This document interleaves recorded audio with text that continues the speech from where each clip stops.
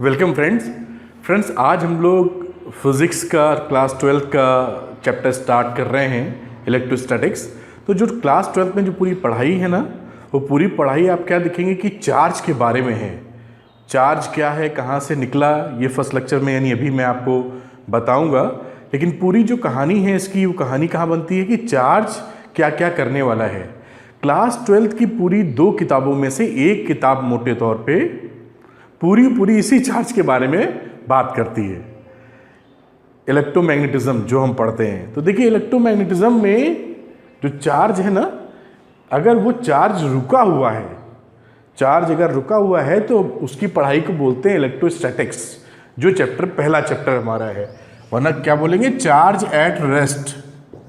Charge at rest क्या होता है चार्ज, अभी हम बात करेंगे। और जब चार्ज मूव करने लगता है, charge is moving with a uniform speed या constant speed, charge is moving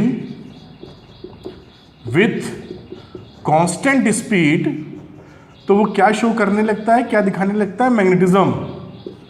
और जब चार्ज मूव करता है तो करंट इलेक्ट्रिसिटी तो बनती ही बनती है, करंट इलेक्ट्रिसिटी, उसकी तो बात मैं नहीं कर रहा हूँ, वो भी बात करेंगे हम लोग, वो तो होता ही होता है। उसके बाद इलेक्ट्रोमैग्नेटिक वेव्स के अंदर क्या होता है, जो चार्ज का मूवमेंट है ना, charge is moving with some acceleration, with some acceleration. Acceleration का मतलब एक्सेलरेशन या रिटार्डेशन, या तो काफ़ी स्पीड बढ़ती जा रही है वेलोसिटी, या घटती जा रही है। तो ये 3 चीज़ें देखिए, ये हमें समझनी होंगी और ये चैप्टर के साल तक हमारे साथ चलेंगी, जब तक हम लोग इलेक्ट्रोमैग्नेटिज्म की पढ़ाई करेंगे। तो चार्ज के ही ये गुण हैं, जब वो रुका हुआ है चार्ज तो उसका कुछ और प्रॉपर्टी है, जब वो चलने लगा तो उसने कुछ और दिखाया, और जब वो एक्सेलरेटेड मोशन में आ गया तो उसने कुछ और दिखाया।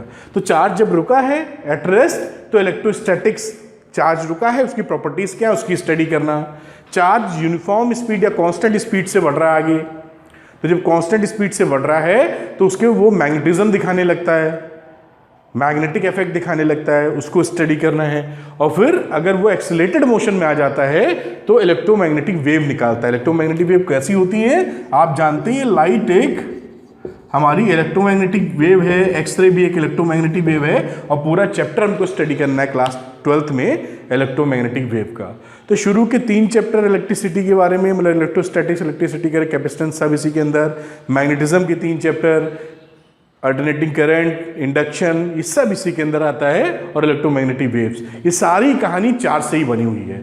तो चार्ज ही हीरो है क्लास 12 का, ऐसा समझ सकते हैं। उसके बाद ऑप्टिक्स बचती है और कुछ मॉडर्न फिजिक्स बचती है, उससे काम हमारा कोर्स खत्म हो जाता है। तो अब बात शुरू करते हैं कि ये हमें प्रीव्यू मिल गया कि इस साल की पढ़ाई में चार्ज हमारे लिए कितना इंपॉर्टेंट है। तो चार्ज कहाँ से खोजा गया, ये आइडिया कहाँ से लिया गया, इसके बारे में भी हम लोग बात करते हैं। तो देखिए क्या था कि ग्रीस में ये जो इलेक्ट्रिसिटी वर्ड आया, पहले ये समझ लेते हैं, ये हमारा आया है ग्रीक वर्ड से, इलेक्ट्रॉन से। देखिए इसकी स्पेलिंग अलग है कुछ, ELEKTRON, इलेक्ट्रॉन से। इसका मीनिंग होता है अंबर। तो अंबर क्या होता है, अंबर एक मटेरियल होता है, पत्थर सा देख सकते हैं, जैसे ये अंगूठी का आपको दिख रहा होगा, ये एम्बर नहीं है, इस जैसा समझने के लिए। तो इस जैसा जो मटेरियल होता है वो एम्बर होता है, और उसको जब किसी चीज़ से घिस देते हैं, क्लॉथ वगैरह से समझने के लिए घिस देते हैं, तो वो कुछ चीज़ों को अट्रैक्ट करने लगता था। अंबर को लिया, इसको ऐसे रगड़ा और देखा तो कुछ चीज़ों को अट्रैक्ट कर रहा है।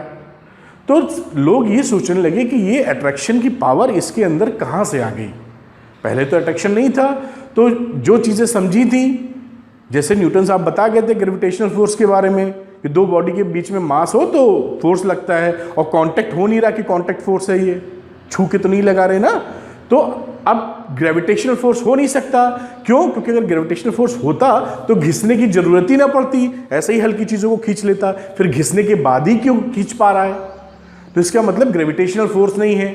अगर ग्रेविटेशनल फोर्स नहीं है तो ये कोई और फोर्स है। ये सोचने पर हम मजबूर हो गए कि इसका मतलब इस दुनिया में ग्रेविटेशनल फोर्स के अलावा भी कुछ ऐसे फोर्सेस हैं जो फील्ड फोर्स की तरह काम करते हैं। फील्ड फोर्स का मतलब जिसको कांटेक्ट फोर्स नहीं करना पड़ता, जिसका एक क्षेत्र होता है। जैसे कि पेन को मैं गिराऊं तो बिना धरती पकड़ के खींचती नहीं, उसका फील्ड है, उस फील्ड में खींच जाता है। तो ये फील्ड फोर्स की तरह काम करते हैं। और ये हम मजबूर हो गए इस वाली सिचुएशन से, एम्बर जो अट्रैक्ट कर रहा था, कि ज़रूर इसके अंदर कोई और फोर्सेस हैं। ठीक, अब अगर कुछ फोर्सेस हैं तो ये जो गुण आया ना खींचने का, इसको हमने बोलना शुरू किया कि इस एम्बर के ऊपर चार्ज आ गया। इसका नाम दे दिया इस गुण का कि चार्ज आ गया, जिसकी वजह से ये अट्रैक्ट कर ले रहा है। अब यहाँ तक ये कॉन्सेप्ट शुरू हो गया कि भाई चार्ज भी एक कोई चीज़ होती है जो खींचने की, अट्रैक्शन की ताकत दे देती है। बहुत अच्छी बात थी, लेकिन अब क्या देखा गया कि इसने कुछ चीज़ों को अट्रैक्ट किया। अब दूसरा एम्बर लेके आए, मान लीजिए ये दो हैं हमारे पास, दोनों सेम हैं। कैप को मत सोचिएगा, एक वाइट एक रेड कलर का, दोनों सेम, दोनों एम्बर हैं। यहाँ घिसा हमने, एक एम्बर चार्ज हो गया, इसको भी इसी कपड़े से घिसा, दूसरा एम्बर चार्ज हो गया, और दोनों को हम पास लेके आए। तो अब देखा अट्रैक्शन नहीं हो रहा है, दोनों भागने की कोशिश कर रहे हैं, दोनों में रिपल्शन होने लगा। समझ रहे हैं ना? दोनों एम्बर, दोनों को कपड़े से घिसा, दोनों में चार्ज आया, हम देख चुके थे अट्रैक्शन था, लेकिन दोनों को सेम को पास लाए तो रिपल्शन होने लगा। तो अब हम ये सोचने पे मजबूर हुए कि ये जो चार्ज है ना, ये एक ही टाइप का नहीं हो सकता, क्योंकि एक ही टाइप का होता तो एक बिहेवियर शो करता, अट्रैक्शन का या रिपल्शन का। ये दोनों बिहेवियर शो कर रहा है, कभी अट्रैक्शन कभी रिपल्शन, तो एक चीज नहीं है। अगर एक चीज नहीं है तो फिर कम से कम दो है कि नहीं? अब ये बात उठ के आ गई कि चार्ज कम से कम दो तरह के होते हैं। यहां तक बात थी कि चार्ज दो तरह के होते हैं, बनाने पड़ेंगे। अब उसका नामकरण क्या किया जाए? तो बेंजामिन फ्रैंकलिन जिन्होंने इसका नाम रखा, आपको मालूम है, हम लोग सब जानते हैं, एक को प्लस चार्ज बोलते हैं और एक को माइनस चार्ज बोलते हैं। तो प्लस और माइनस क्यों रखा? इसलिए रखा कि अगर हम, जैसे एम्बर को हमने घिसा था, वो अट्रैक्ट कर रहा था चीज़ों को, अब उसमें हमने क्या किया, इसको किया, उसको अट्रैक्ट कर रहा, और उसमें हमने एक चार्ज वाले को दूसरे चार्ज वाले से टच करा दिया, है ना, जिसमें अट्रैक्शन था, जिसको ये खींच रहा था, अट्रैक्शन। अब बाद में कोशिश की तो ये अट्रैक्ट करना बंद कर दिया। यानी इसके अंदर अगर एक चार्ज नंबर 1 था, इसके अंदर चार्ज नंबर 2 था, जो दोनों अलग थे, और दोनों को टच कराने के बाद कोई भी चार्ज हासिल नहीं हो रहा है, वो खींचने की ताकत इसने खो दी। तो अगर खींचने की ताकत खो दी तो दो चार्ज आपस में मिलके नलीफाई हो जा रहे हैं। ये कहां पर ही हो सकती है सिचुएशन? साइंस में हम लोग कभी भी ऐसा नहीं देखते कि दो चीज़ों को मिलाया जाए तो दोनों के दोनों गायब हो जाएं। कुछ ना कुछ प्रोडक्शन होता है, प्रोड्यूस हो जाता है, बन जाता है, चीज़ें बढ़ जाती हैं, घट जाती हैं, कुछ ना कुछ बनता है। यहाँ तो कुछ नहीं बन रहा। ये केवल मैथ्स में पॉसिबल है कि +2 में -2 ऐड कर दीजिए तो रिजल्टेंट 0 आ जाए, +5 में -5 ऐड कर दीजिए तो रिजल्टेंट 0 आ जाए। इस वजह से लॉजिकली उन्होंने ये सोचा कि इसका नाम क्या रख देते हैं, एक का प्लस और एक का माइनस। जैसे कि प्लस माइनस दोनों आपस में टच किए जाएंगे तो वो नलीफाई हो जाएंगे, कोई चार्ज नहीं रह जाएगा। तो ये प्रोबेबली, या आप बता सकते हैं स्ट्रॉन्ग रीज़न रहा प्लस माइनस चार्ज का नामकरण देने के लिए। ठीक, तो ये बात हमारी समझ में आती है। जैसा 5-10 मिनट का मैंने डिस्कशन किया कि चार्ज क्या होता है, एक प्रॉपर्टी होती है, वो खींचने की या रिपल, अट्रैक्शन या रिपल करने की ताकत ले आती है। अब क्या हमने देखा कि दोनों एक तरह के चार्जेस अगर थे, या सबको पता है, आपको भी पता है, लाइक चार्जेस आपस में क्या करते हैं, रिपल्शन करते हैं, रिपल करते हैं आपस में, और अनलाइक चार्जेस क्या करते हैं, अट्रैक्शन करते हैं। ये आपको पता ही है,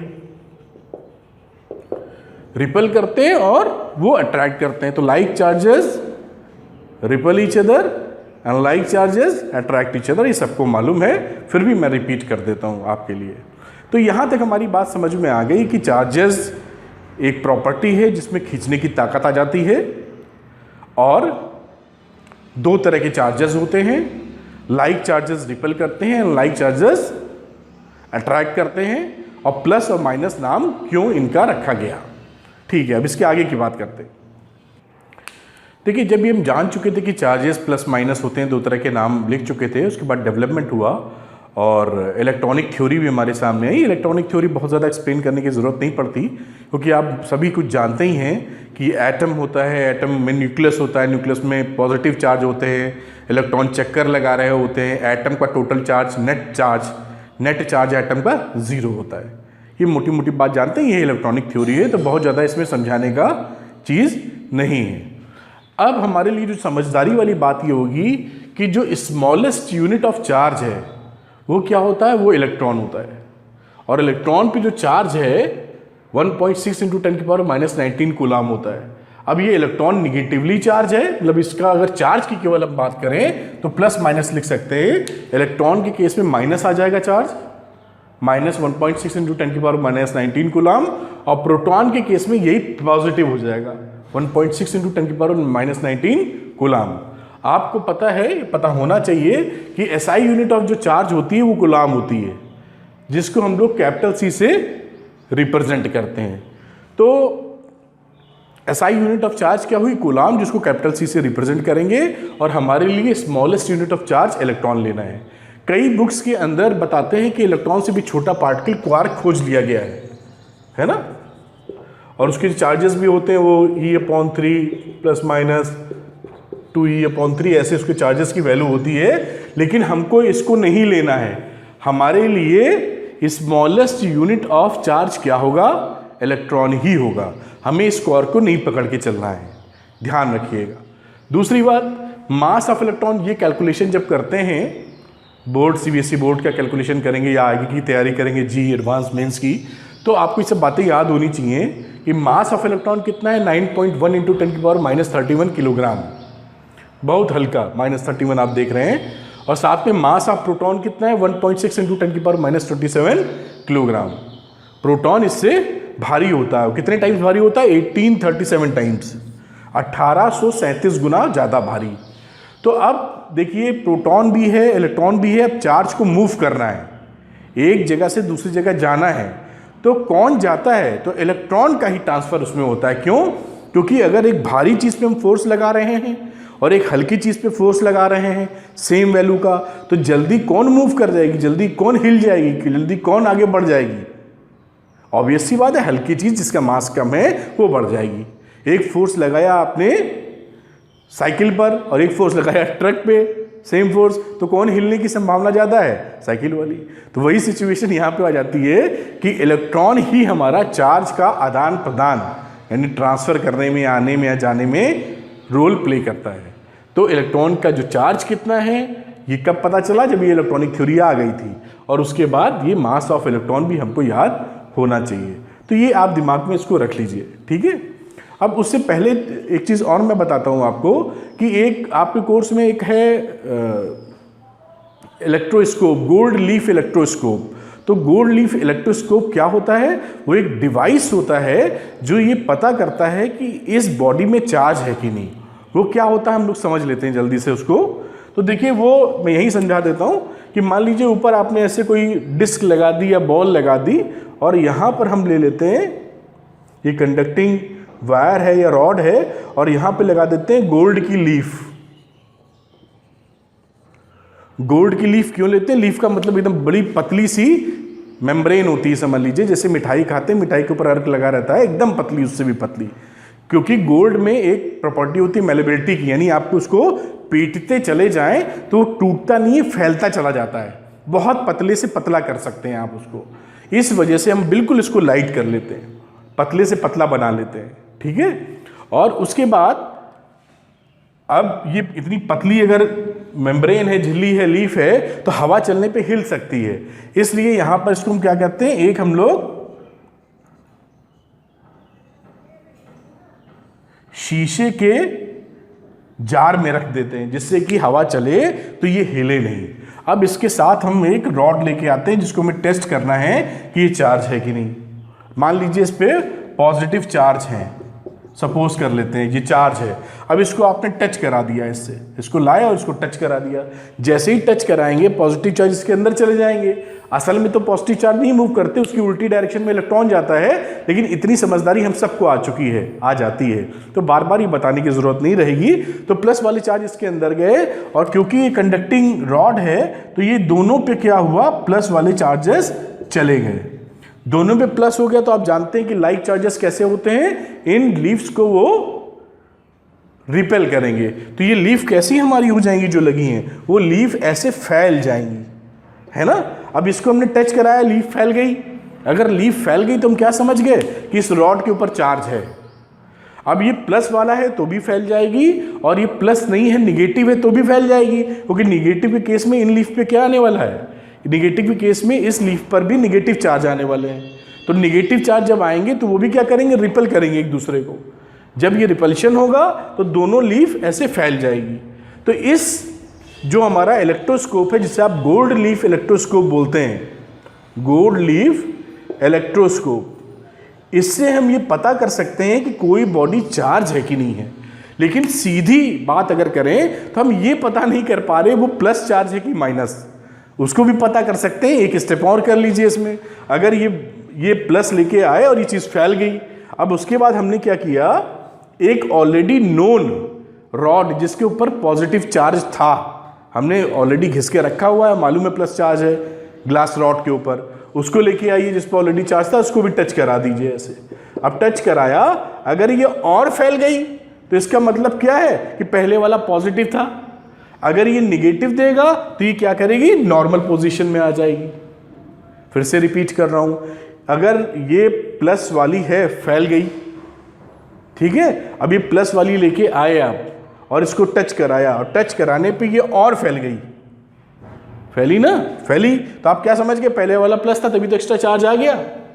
ठीक, अब अगर ये माइनस वाली थी तब फैली थी, तो ये लगाने पे क्या होगा, ये नॉर्मल पोजीशन में ये पास आ जाएंगी, आराम से कम हो जाएंगी और समझ जाएंगे पहले वाला निगेटिव था। तो इस तरह एक स्टेप फर्दर और आगे बढ़कर हम ये गोल्ड लीफ इलेक्ट्रोस्कोप की मदद से ही जान सकते हैं कि बॉडी चार्ज है कि नहीं है, और चार्ज अगर है तो उस पर किस तरह का चार्ज है। तो ये भी कोर्स में कभी कभी इस पे क्वेश्चंस बनते हैं और आप समझ सकते हैं कि क्या करने पे क्या चीज़ें बन सकती हैं। बहुत ही ज़्यादा बेसिक कॉन्सेप्ट है, कोई तकलीफ नहीं होती इसको समझने में। अब देखिए, ये जो बातें हम लोगों ने की, इसमें एक चीज़ और ध्यान रखिएगा कि जो हमारा चार्ज होता है ना, वो एक प्रॉपर्टी होती है, एक तरह का कैप होता है जो आदमी लगाता है, कैप, टोपी, है ना। तो टोपी के लिए एक सर चाहिए ना, तभी तो टोपी लग पाएगी। तो वो टोपी के लिए सर, यानी चार्ज को कहीं जाने के लिए एक पार्टिकल चाहिए जिसके सर पे वो सवार हो सके। चार्ज क्योंकि खुद एक प्रॉपर्टी है, तो अपने आप वो मूव नहीं कर सकता, वो किसी पार्टिकल का सहारा चाहिए। इसी वजह से वैक्यूम की अगर बात करें तो वैक्यूम में चार्ज फ्लो नहीं हो सकते, क्योंकि वैक्यूम में तो कोई पार्टिकल होता ही नहीं। अगर वैक्यूम में कोई पार्टिकल नहीं होता तो चार्ज का मूवमेंट अलाउड नहीं है, जाएगा किस पे, उसको तो चाहिए ना कोई पार्टिकल जिसके सर पे बैठ सके, वो तो खुद प्रॉपर्टी है अपनी। इसी वजह से सूरज का से हम तक बहुत सारे चार्ज नहीं आ पाते, बीच में वैक्यूम पड़ता है, तो वैक्यूम अगर पड़ेगा तो वो फिर चार्ज नहीं भेज पाएगा इधर। ठीक है, दूसरी बात और दिमाग में स्ट्रांगली रखिए कि अगर हम ये कोशिश करें कि इलेक्ट्रॉन की दो प्रॉपर्टी हो गई, एक तो हो गया इसका मास और एक हो गया इसका चार्ज। निगेटिव चार्ज होता है, कितना होता है ये सब जान ही रहे हैं आप। तो इस इलेक्ट्रॉन की दो प्रॉपर्टी हो गई, एक मास और एक इसका चार्ज। अगर हम ये कोशिश करें कि इस इलेक्ट्रॉन से हम चार्ज को हटा लें, तो हम हटा नहीं सकते। क्यों? क्योंकि ये एलिमेंट्री पार्टिकल माना है। एलिमेंट्री पार्टिकल का मतलब क्या होता है, छोटे से छोटा बेसिक। जैसे बायो में पढ़ते हैं ना, सेल को बोलते हैं elementary unit of life, basic unit of life, यानी सबसे छोटी यूनिट जो होती है वो लाइफ की सेल होती है। मकान बनाने में सबसे छोटी चीज क्या मानते हैं, ब्रिक, एक ईंट, वो यूनिट हो गई ना, उससे छोटा नहीं मान के चलते, तो उस ईंट को लगा के मकान बना लेते हैं, है ना। इसी तरह एलिमेंट्री यूनिट की बात समझनी होगी। एलिमेंट्री यूनिट, आपको इस टर्मिनोलॉजी से घबराना नहीं है। तो ये जो बातें बोली जा रही हैं वो उसका मतलब क्या हुआ हमारा, उसका मतलब ये हुआ कि इससे छोटा यूनिट नहीं है, मतलब इलेक्ट्रॉन पे जो चार्ज आएगा इससे छोटा चार्ज हम नहीं बैठा सकते। सबसे छोटा चार्ज इलेक्ट्रॉन के ऊपर रहता है। तो अगर हम कोशिश करें कि चार्ज को निकाल दें, इलेक्ट्रॉन बिना चार्ज के हो जाए, तो ऐसी पॉसिबिलिटी नहीं है, क्योंकि चार्ज निकालेंगे तो बैठेगा किस पे, क्योंकि उसको तो कोई सर चाहिए जिस पे टोपी लगती है। तो हम इलेक्ट्रॉन से चार्ज को निकाल नहीं सकते, और मास तो होता ही होता है। तो ये बात भी ध्यान रखिए। अच्छा, एक शब्द और आता है जो यही मैं बता देता हूं, इसको बोलते हैं इलेक्ट्रोस्टैटिक क्लिंग। इलेक्ट्रोस्टैटिक क्लिंग, ये कभी कभी पूछा जाता है। जैसे मैंने कहा कि टर्मिनोलॉजी से कभी कभी हम घबरा जाते हैं जो घबराने की जरूरत नहीं होती, और उसका मतलब मालूम हो। ये क्लिंग का मतलब होता है चिपकना। चिपकना आप जानते ही हैं। इलेक्ट्रोस्टैटिक का मतलब, जैसे कपड़े हमने पहने ना, कभी कभी आप देखते होंगे कपड़े शरीर से चिपकने लगते हैं, क्यों? क्योंकि जो क्लॉथ है वो बॉडी से रब करता है, और रब करने के बाद बॉडी में और क्लॉथ में अपोजिट चार्जेस बन जाते हैं प्लस माइनस, और वो अट्रैक्ट करते हैं तो कपड़ा बार बार बॉडी से चिपकता है। तो ये क्या है? ये फिनोमिना है इलेक्ट्रोस्टैटिक क्लिंग। तो क्लिंग का मतलब चिपकना, कपड़ा चिपक रहा है, ठीक है, एग्जाम्पल हो गया क्लिंग का। तो जहां जहां ऐसी सिचुएशंस बनेंगी हम उसको बोलेंगे इलेक्ट्रोस्टैटिक क्लिंग। और दूसरी चीज एक वर्ड आता है इलेक्ट्रिफिकेशन। तो इलेक्ट्रिफिकेशन का मतलब होता है किसी बॉडी को चार्ज करना, इलेक्ट्रीफाई करना, यानी हम चार्ज देंगे तो उसको हो जाएगा इलेक्ट्रिफिकेशन। तो ये टर्मिनोलॉजी जो आ रही है उससे बिल्कुल भी घबराने की जरूरत नहीं है। एक फिनोमिना और समझ लीजिए लगे यार, हमने चार्जिंग का प्रोसेस तो समझ लिया, इलेक्ट्रिफिकेशन। किसी बॉडी को, जैसे ये बॉडी है और ये न्यूट्रल है, जो कि देखिए एक चीज़ और बड़े ध्यान रखिएगा कि जब हम बोलते हैं ना ये बॉडी है, तो आपसे अगर पूछा जाए इसमें चार्ज है कि नहीं, तो उसका जवाब होगा इसमें चार्ज है। इलेक्ट्रॉन है, प्रोटॉन है, एटम है ना, एटम में प्रोटॉन, न्यूट्रॉन, इलेक्ट्रॉन सब होते हैं। तो न्यूट्रॉन पे तो कोई चार्ज नहीं, प्रोटॉन और इलेक्ट्रॉन पे तो है ही है। तो इलेक्ट्रॉन है तो चार्ज है, लेकिन इसका नेट चार्ज जीरो है, यानी जितने इलेक्ट्रॉन हैं उतने ही इसके अंदर प्रोटॉन है। तो ये बात समझिएगा, इसके ऊपर नेट चार्ज जीरो है, लेकिन चार्ज है। चार्ज हर बॉडी में है, हमारी खुद के शरीर में भी चार्ज है। बिना इलेक्ट्रॉन के कैसे बन सकता है कोई भी एटम? तो इसका मतलब ये हुआ कि चार्ज सबके पास है। हाँ, इस दुनिया का नेट चार्ज, इस बॉडी का नेट चार्ज जीरो है, जितने प्लस है उतने माइनस है। तो हम इस धरती का, इस यूनिवर्स का क्या चार्ज मानते हैं? आगे हम पढ़ेंगे जब बेसिक प्रॉपर्टी ऑफ चार्जेस पढ़ेंगे कि नेट चार्ज जीरो होता है, जितने प्लस है उतने माइनस, लेकिन चार्ज इसके अंदर होता है, ठीक है। अब अगर हमने इस बॉडी को चार्ज देने की कोशिश की, नेट चार्ज अभी जीरो है, तो हमने मान लीजिए इससे ही उठा के किसी चीज़ से, ग्लास से रगड़ दिया ऐसे, अब ये इस पे चार्ज आ गया और इस पे भी चार्ज आ गया। मान लीजिए इस पे प्लस आया तो इस पे क्या आएगा? माइनस आएगा, है ना। कुछ इलेक्ट्रॉन इससे निकल के इसमें चले गए ऐसे घिसने में, तो घिसने में चले गए तो इस पे कमी हो गई, तो नेट चार्ज इसका क्या हो गया? प्लस, और इसका नेट चार्ज क्या हो गया? माइनस। तो ये क्या हो गई? बॉडी चार्ज हो गई। तो चार्जिंग का प्रोसेस तो हमारी समझ में आसानी से आ रहा है। दूसरा एक प्रोसेस और होता है जिसे हम बोलते हैं डिस्चार्ज, ठीक है। तो डिस्चार्ज जो प्रोसेस होता है उसमें चार्ज आपस में नलीफाई हो जाते हैं, चार्ज को निकलने का मौका मिल जाता है, उसको हम बोलते हैं डिस्चार्ज। तो जैसे डिस्चार्ज की मैं बात कर रहा था, अब ये मान लीजिए प्लस वाले ये रॉड है, ये माइनस वाली रॉड है, दोबारा हम इसको टच कर दें तो प्लस माइनस आपस में क्या होगा? फिर से इलेक्ट्रॉन वापस आ जाएंगे, क्योंकि भागना चाहते हैं यहाँ से, इलेक्ट्रॉन रिपल कर रहा है, तो नलीफाई हो जाएंगे दोनों, तो हम बोलेंगे डिस्चार्ज हो गया। अब इस डिस्चार्जिंग में कभी कभी क्या होता है, कभी कभी अगर सुटेबल कंडीशंस मिल जाएं, तो जब ये चार्जेस का फ्लो होता है ना, तो बीच में आपको शाइनिंग मिल सकती है, चिंगारी मिल सकती है ना। ऐसी चिंगारी आपने कई जगह देखी है। कभी कभी स्विच को, इलेक्ट्रिसिटी वाले बोर्ड वाले स्विच को, लाइट को जला रहे हैं, बंद कर रहे हैं, तो आपको चिंगारी कभी कभी दिखती है, क्योंकि इसमें प्लस माइनस लगे होते हैं, और अगर उसका बीच का पोटेंशियल ऐसा कुछ सुटेबल कंडीशन बनी तो वो चट से एक चिंगारी निकल आती है। क्लाउड्स में आपको दिखाई पड़ती है बिजली की चमक। तो बिजली की चमक कैसे दिखती है? पहले वो चार्ज होते हैं, और जब वो रगड़ से, क्लाउड बादल आपस में रगड़ते हैं, तो बादल जब आपस में रगड़ेंगे तो क्या होगा? चार्ज डेवलप हो जाएगा due to friction, due to rubbing. और इस चार्ज के बाद जब उनका डिस्चार्ज होगा और कंडीशन सुटेबल बन गई, तो आपको क्या होता है? फिर बहुत सारी चमक दिखाई पड़ती है, लाइट दिखाई पड़ती है। तो ये डिस्चार्जिंग का प्रोसेस होता है जब ये चमक आती है, लेकिन ये हमेशा नहीं आती, उसके लिए सुटेबल कंडीशन होनी चाहिए। वरना जब भी पता लगा बादल रगड़ रहे हो तब भी आपको चिंगारी दिख रही हो, बिजली कड़कने लगे, ऐसा नहीं होता, सुटेबल कंडीशन चाहिए होती है। तो ये शुरुआत की जो बात, आज जो लेक्चर की मोटी मोटी बात की, देखिए पहले लेक्चर में मैं आपको 2 मिनट में रिवाइज करा देता हूँ, और ये आगे के लिए भी काफ़ी इम्पोर्टेंट होगा, आगे के लिए इम्पोर्टेंट होगा। देखिए कि आज हम लोगों ने बात ये समझी कि हमारे क्लास 12th में जो मेजर पोर्शन है, पूरी एक बुक पार्ट 1, ये किस चीज़ पे बेस्ड है? चार्ज की प्रॉपर्टी पर। चार्ज रुका है तो इलेक्ट्रोस्टैटिक्स, चार्ज अगर कांस्टेंट स्पीड से चल रहा है तो मैग्नेटिज्म, और चार्ज में एक्सेलरेशन आ रहा है तो हमारा क्या है? Electromagnetic waves. तो चार्ज के बारे में मेन क्या है, इसमें कौन हीरो है इसका हीरो है चार्ज। तो चार्ज को समझना जरूरी है। चार्ज की उत्पत्ति कहाँ से हो गई? जैसे मैं बात कर रहा था, ग्रीस में एम्बर नाम का एक मटेरियल था, उसको घिसते थे तो चीज़ों को अट्रैक्ट करता था। जो फोर्स डेवलप करने की प्रॉपर्टी थी वो नॉन फोर्सेस यानी ग्रेविटेशनल फोर्स से पॉसिबल नहीं थी।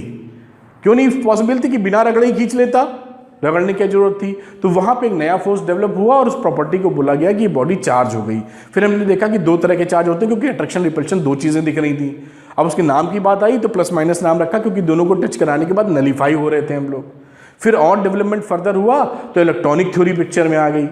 पहले तो एक सीरीज बना करती थी, 1 2 3 4, जो पहले अला दूसरे से रगड़े तो पहला पॉजिटिव दूसरा नेगेटिव। इलेक्ट्रॉनिक थ्योरी में समझ में आया कि इलेक्ट्रॉन ही एलिमेंट्री यूनिट ऑफ चार्ज है, पार्टिकल है चार्ज का, और जिसका चार्ज की वैल्यू ये हुआ करती है। उसका मास भी प्रोटॉन इलेक्ट्रॉन का इतना होता है। कुछ बुक्स में लिखा है क्वार्क के बारे में, लेकिन वो हमको नहीं मानना है, हमें यही मानना है। चार्ज की एसआई यूनिट क्या होती है? कूलाम, कैपिटल सी से रिप्रेजेंट करते हैं, वो भी आपको बताया गया। उसके बाद हमने एक चीज़ देखी, गोल्ड लीफ इलेक्ट्रोस्कोप।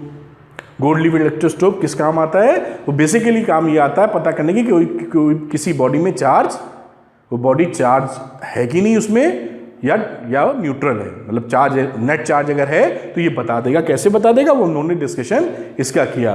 फिर 2-3 छोटे छोटे टर्म आए। हमने ये भी बात की कि जो इलेक्ट्रॉन से अगर हम निगेटिव चार्ज हटाने की कोशिश करेंगे तो नहीं हटा सकते हैं। चार्ज एक प्रॉपर्टी है, खुद नहीं चल सकता, उसको किसी के ऊपर आना पड़ेगा।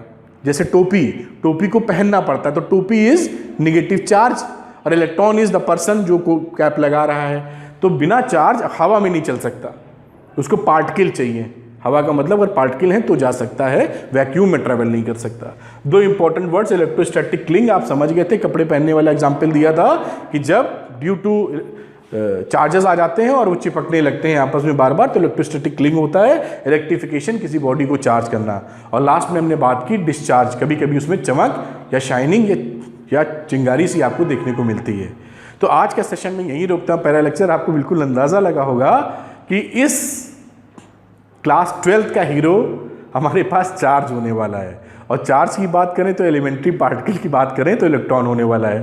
तो इसके बारे में ज़्यादा से ज़्यादा हम लोग पढ़ाई लेके आगे बढ़ेंगे, और चैप्टर 2 में आप ये देखेंगे, मतलब लेक्चर 2 में, कि हम किस तरीके से बॉडी को क्लासिफिकेशन ऑफ बॉडीज़ कैसी हैं, कंडक्टर, इंसुलेटर्स वगैरह, कि वो अपने से चार्जेस को फ्लो होने देना अलाउ करती हैं कि नहीं अलाउ करती हैं। ये भी देखेंगे कि ऐसे बॉडी को चार्ज करने के तरीके क्या हैं, सब लेक्चर 2 में देखेंगे। तो आप लेक्चर 1 समझिए और लेक्चर 2 का वेट कीजिए, वो भी आपको जल्दी मिलेगा। Wish you all the best, have a nice day.